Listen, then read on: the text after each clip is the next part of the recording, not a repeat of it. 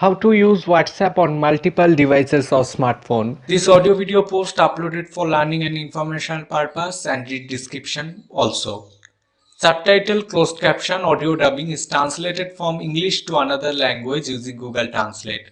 So first of all, install or update WhatsApp from Google Play Store on Android smartphone. Then open WhatsApp. Then select your preferred language, and after selecting your preferred language, then select green and white bottom with arrow icon which is showing almost bottom right portion of screen. Then read privacy policy and terms of service, then select agree and continue button which is showing in green and white color in bottom portion of screen almost. Then select vertical three dot icon which is showing almost top right portion of screen, select that and select link a device. Then a QR code will be shown. Scroll down and scan this QR code from your main WhatsApp account. Now open WhatsApp where your main account is registered and which device you are currently using, smartphone. Then select vertical three dot icon which is showing almost top right portion of screen.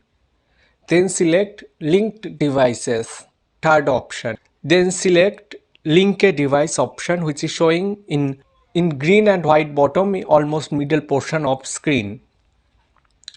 Then a message will be shown, connect to Wi-Fi to continue. Connecting to Wi-Fi allow you to log in faster and will not use cellular data. If you have unlimited Wi-Fi you can connect, and otherwise you can select and go with mobile data. Select use mobile data or select cancel if you want to cancel. Then it will be asked for verification. Then use your password pattern, face or biometric verification or other which is set for your smartphone device to unlock. Then scan that QR code which is showing on another device or smartphone. Use WhatsApp account on that secondary device or smartphone.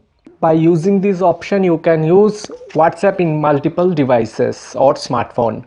So thanks for watching or listening or reading. Log on to abhivideosdigital.blogspot.com and don't forget to share your comments and feedbacks.